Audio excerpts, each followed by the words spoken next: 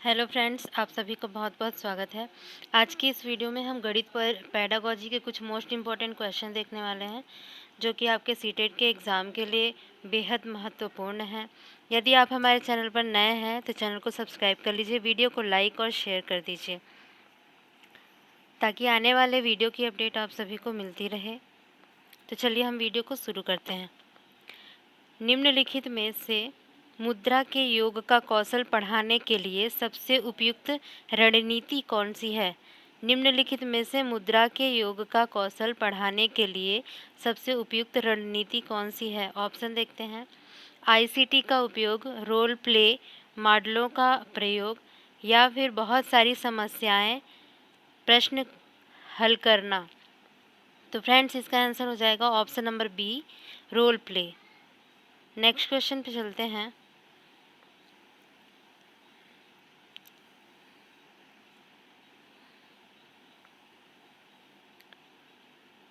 Next question दिया गया है, अपनी कक्षा में गुणा की अवधारणा को पढ़ाने के बाद एक शिक्षक ने अपने बच्चों से 48 को 4 से गुणा करने को कहा।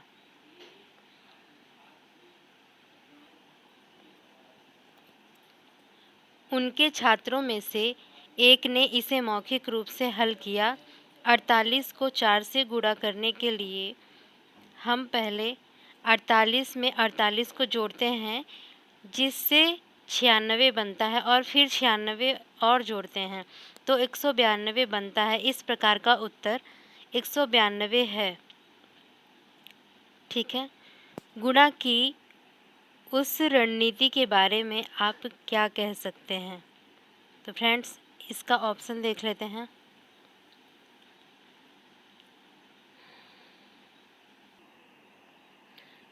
पहला ऑप्शन है, बच्चे ने गुणा करने के लिए गलत विधि का उपयोग किया।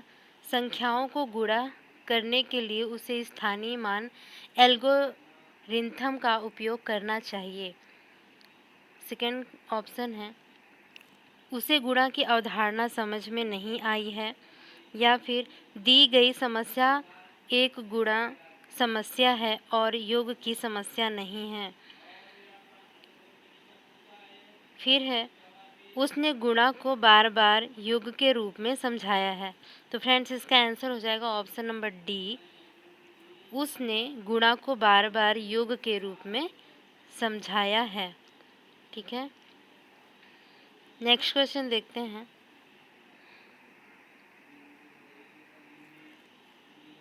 नेक्स्ट क्वेश्चन है, बच्चों को समय की अवधारणा को प्रस्तावित करने के लिए प्रारंभिक गतिविधि के रूप में निम्नलिखित में कौन सी की जानी चाहिए? ऑप्शन देख लेते हैं। समय से संबंधित वाक्यांशों के साथ पूर्व अनुभवों के बारे में चर्चा करना, बच्चों को पढ़ाना कि घड़ी में समय को कैसे पढ़ाया जाए, बच्चों को पढ़ाना कि बीते हुए समय की गणना कैसे करें, या फिर विभिन्न इकाइयों में समय का रूपांतरण करना।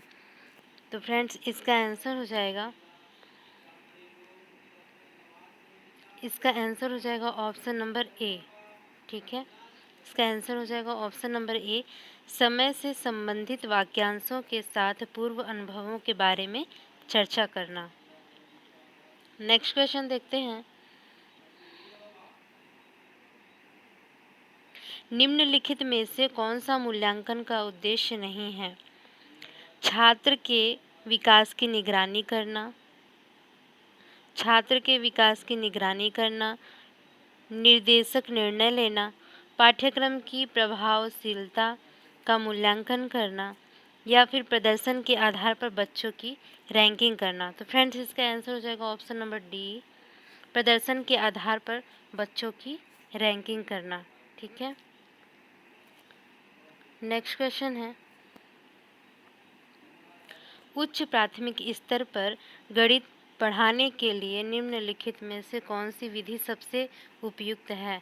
प्रदर्शन विधि, व्याख्यान विधि, गतिविधि आधारित अधिगम, या फिर समस्या समाधान विधि? तो फ्रेंड्स, इसका आंसर हो जाएगा ऑप्शन नंबर डी, समस्या समाधान विधि। नेक्स्ट देखते हैं।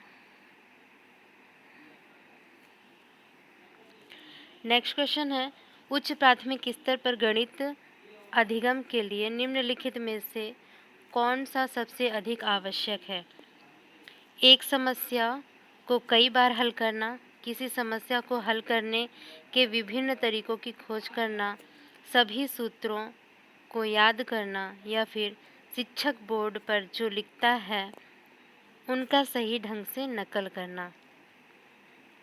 तो फ्रेंड्स, इसका आंसर हो जाएगा option number B. Option number B, किसी समस्या को हल करने के विभिन्न तरीकों की खोज करना। नेक्स्ट क्वेश्चन देखते हैं।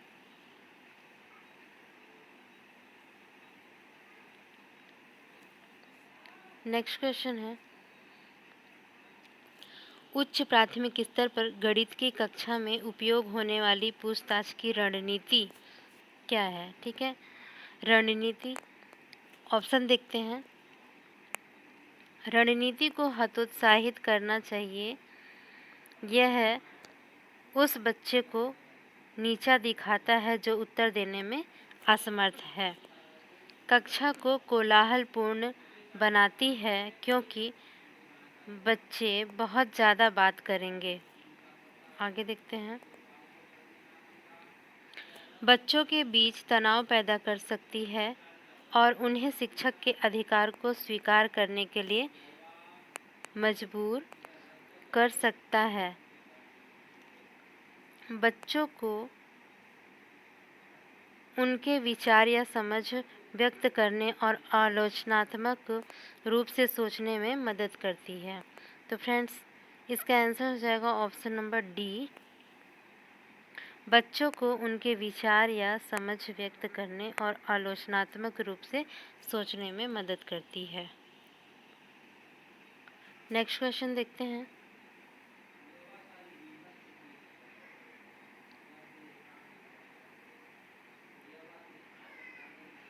नेक्स्ट क्वेश्चन है,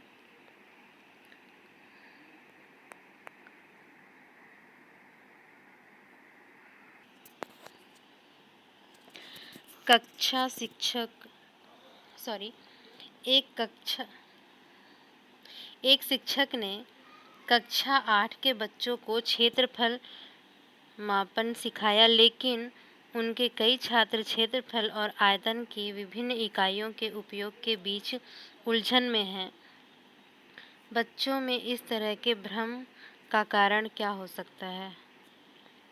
पहला ऑप्शन है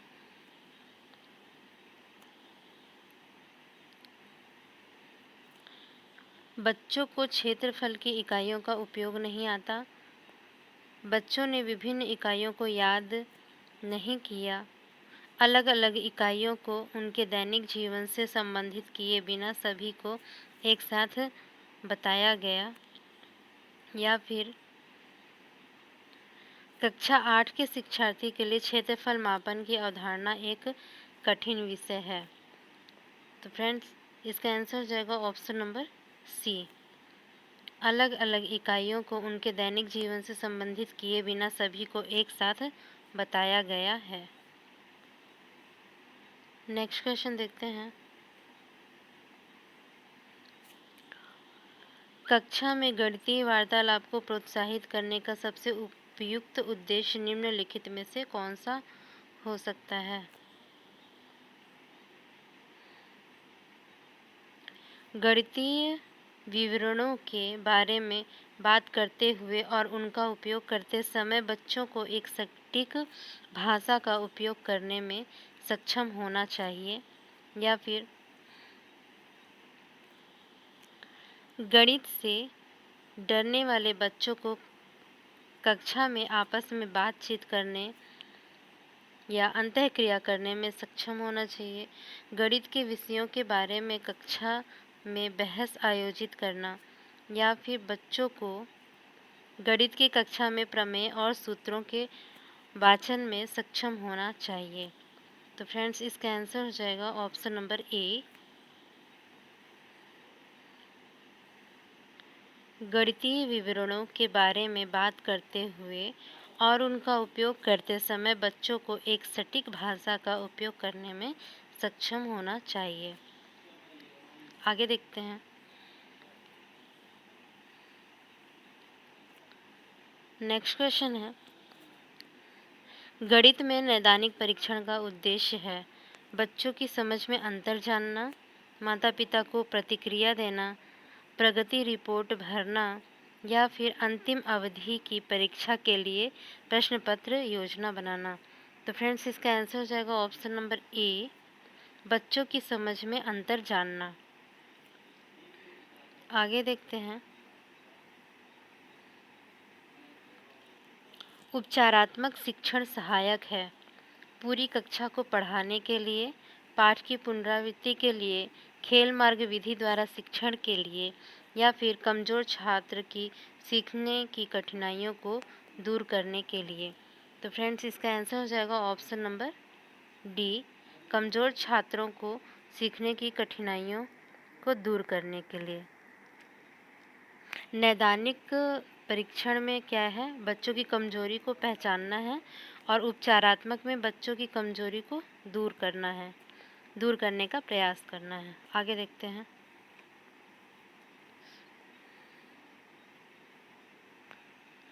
निम्नलिखित में से कौन सी एक गणितीय प्रक्रिया नहीं है?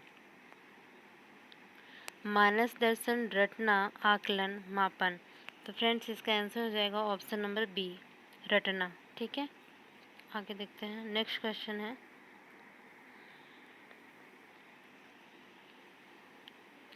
गणित सीखने में त्रुटियां एक महत्वपूर्ण भूमिका निभाती हैं, यह कथन है। असत्य क्योंकि लापरवाही के कारण त्रुटियां होती हैं, सत्य क्योंकि त्रुटियां बच्चे की सोच को दर्शाती हैं, असत्य क्योंकि गणित सटीक है, या फिर सत्य क्योंकि त्रुटियां प्राप्त अंकों के बारे में प्रतिक्रिया प्रदान करती हैं। तो फ्रेंड्स इसका आंसर हो जाएगा ऑप्शन नंबर बी। ठीक है, सत्य है क्योंकि त्रुटियां बच्चों की सोच को दर्शाती हैं। आगे देखते हैं।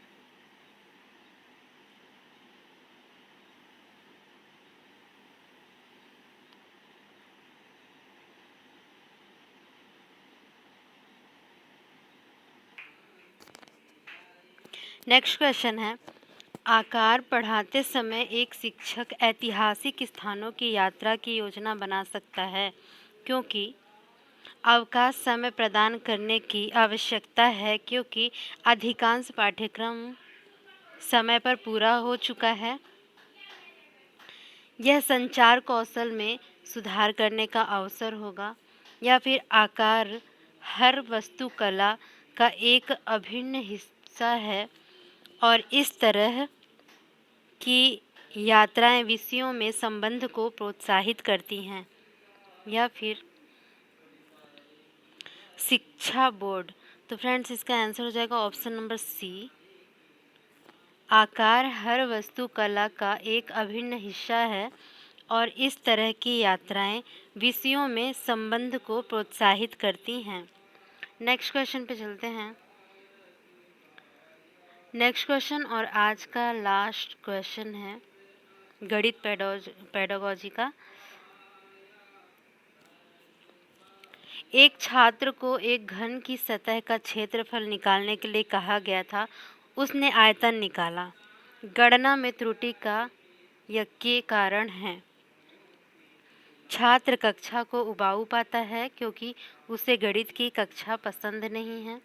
छात्र उस कक्षा में अध्ययन करने के लिए उपयुक्त नहीं है, या फिर सतह का क्षेत्रफल और आयतन की अवधारणा को समझने में सक्षम नहीं है, या फिर छात्र सतह का क्षेत्रफल और आयतन की अवधारणा को समझ गया है। तो फ्रेंड्स इसका आंसर हो जाएगा ऑप्शन नंबर सी, छात्र सतह का क्षेत्रफल और आयतन की अवधारणा को समझने में सक्षम नहीं है। तो फ्रेंड्स यह आज की वीडियो का गणित पेडागोजी का लास्ट क्वेश्चन था। यदि आप सभी को वीडियो पसंद आई हो तो वीडियो को लाइक और शेयर कीजिए और चैनल को सब्सक्राइब कर लीजिए। आने वाले नेक्स्ट वीडियो में हम गणित पेडागोजी के कुछ मोस्ट इम्पोर्टेंट क्वेश्चन लेकर आने वाले हैं।